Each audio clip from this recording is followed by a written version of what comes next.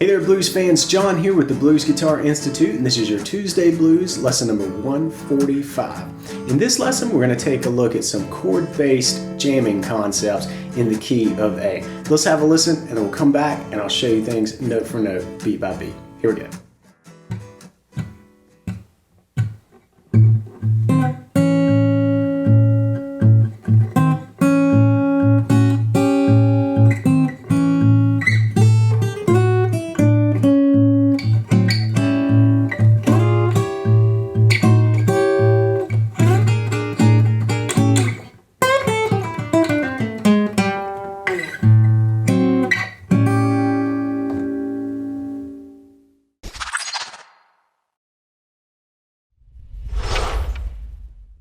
Alright, when we worked on lesson number 143 and 144, we had this sort of rhythmic structure, which was really the basic idea that started the whole acoustic jam that we've been working on. So you've got this shuffle, the thumb doing the one and, followed by this little move here into the E7 to get us into our two and. So we go one and two. And then we finish the bar just by going 3 and 4. Just a couple of lonely bass beats. And we're really going to take that and apply it to A. So we'll do the one and on the open 5th string with a palm mute. Nice little shuffle bass there. And we'll do that sort of chromatic move from a fret low, but this time instead of here, we'll do it here. And that's happening from the 1st fret on the 4th and the 2nd string and moving into the A. And we move up and pinch these two into the 2nd fret. And this is right under an A7 chord. We're not playing that open 3rd string, but that's really what gives this the A dominant 7 sound, this flat 7 note here, the G. So we're going to start off, like I said, just with that same sort of rhythm. And we'll do that again, but then on the 2nd bar, we're going to add a little something extra. It's the 1st bar.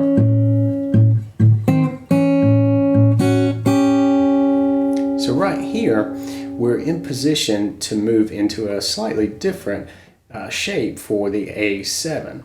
If we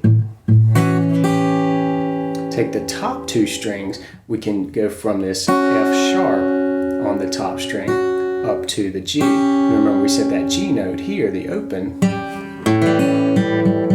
is what gave this chord the A7 vibe. Well, that can happen here on the 3rd string, sorry, the 3rd fret of the 1st string. G note just the same, just in a higher octave. So here's what we have when we put these 2 bars together.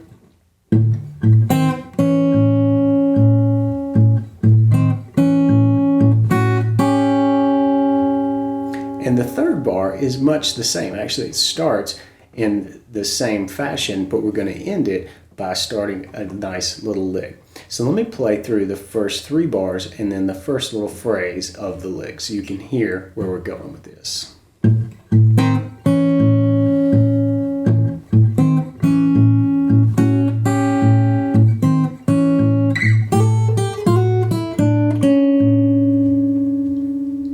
Alright, so we've still got that same rhythmic structure going on here. We've got the shuffle. If we're looking at bar 3 here, we've got that shuffle, followed by another little shuffle.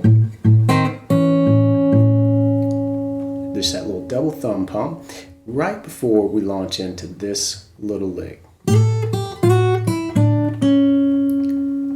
And so what's happening here is I'm hammering on the 1st string from that G note up to the A, and then back to the G. And then I'm moving my position up here to the 2nd string around the 6th fret. And I'm going to play with my middle finger, and I'm going to hammer on to the 7th fret. And then also play the E note here. So I'm going to hammer on to that F sharp, and then move back to the E.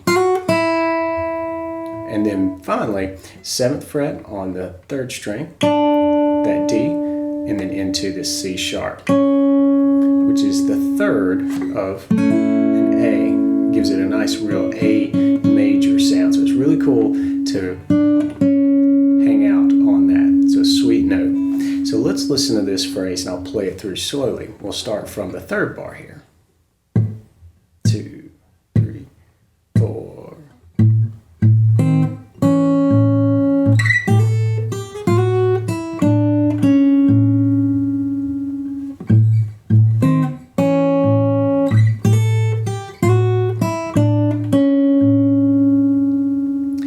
From here, what we're going to do is get into this position and do this A7 walk up from a half step flat. And this shape is one we've worked with a lot on Tuesday Blues. It's really like this D chord shape, just shifted down a string set so that you're on 4, 3, and 2, and you move this up. And we're going to start on the 4th fret here and move into the 5th fret, which is really where the A7 is. Here we've got our G note. So here's how we get there. And after we do that little chromatic walk up just from a fret low, we're going to jump up here and use this D7 shape, slide it way up here to the 10th fret. If you think about this as your lead finger there, and that's actually sharp. That is 1 fret or 1/2 step sharp. So I'm going to start there and then back down into this little A7. We've got that G note right there, putting us in A7. So we're kind of playing with the chord moves here. We're going, and then we're going to do a very similar move, go flat and then back to the A7 sound. So we're just kind of playing with it.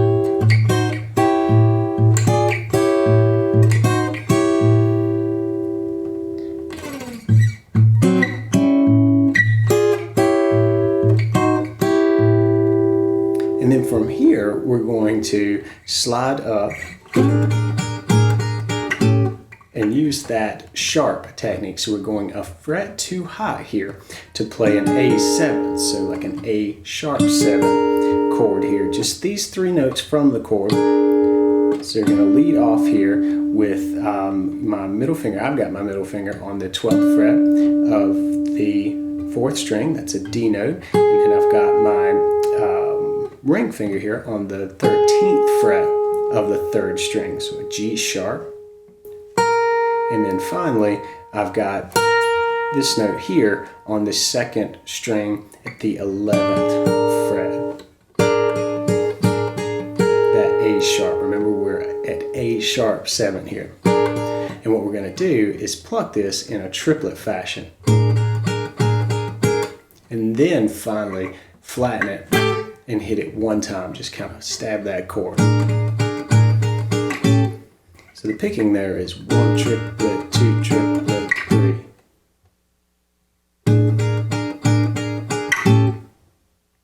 Alright, so let's take a recap. Now I'll play through things slowly.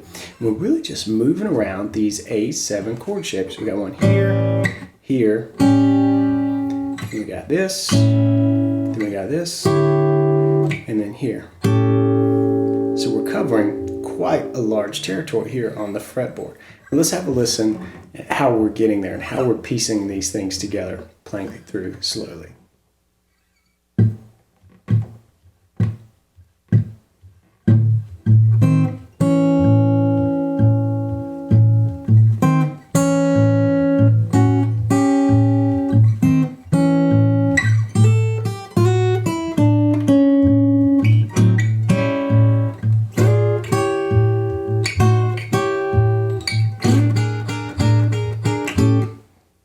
And then at this point, we're going to do a nice little lick right here. Just working really right here in the A minor pentatonic world. So we're going to push up on the 13th fret, do do a nice little bend, and then back to the 10th. Then we're going to pull off on the 3rd string, 12th fret, that G note down to the E. Then hit the D on the 4th string, 12th fret, then back to the E. Then we're going to pull off from 12 to 10 on the 4th string, and then we're going to walk down chromatically from the A to the A flat to the G on the 5th string.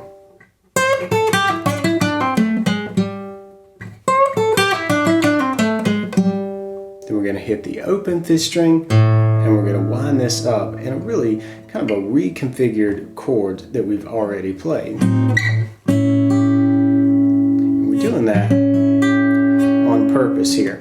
I'm fretting that same sort of D shape, and this can be a little tricky and a little more advanced to get used to, but I'm fretting that D shape with these 3 fingers so that I have my index finger free here. So I'm just going to play these 3, but then when I move up into the actual A7 from the A flat, it's around the 4th fret and the 5th fret here,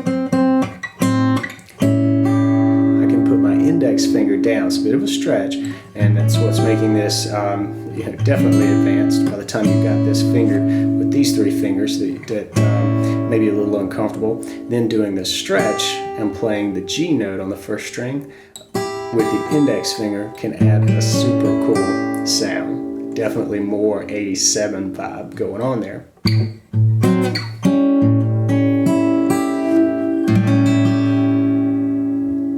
Again, you can certainly just round this out like this, but I'll challenge you to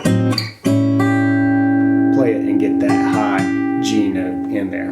All right, now that we've gone through the bits and pieces, let's have a listen to this thing played up to speed and all the way through. Here we go.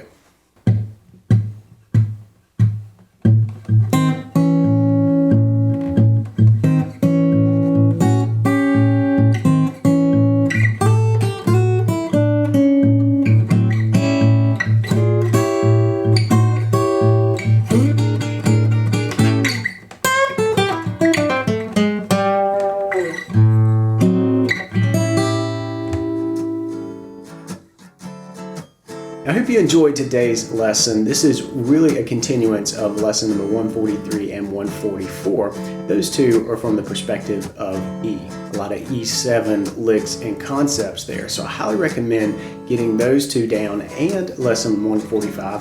And then you should be able to cycle through some chord change. Just go from E into A and then back to E, and really work on these jamming and improvising techniques. And before you know it, you'll be able to string together a nice acoustic jam right on your own, and you'll be able to come up with some licks out of these chord shapes on your own. So be sure to hit the subscribe button if you're watching this on YouTube, and check out some of the other cool videos like lesson number 143 and 144 that come out every single week, absolutely free here on YouTube. That's it for this week. Until next time, practice smart and play on.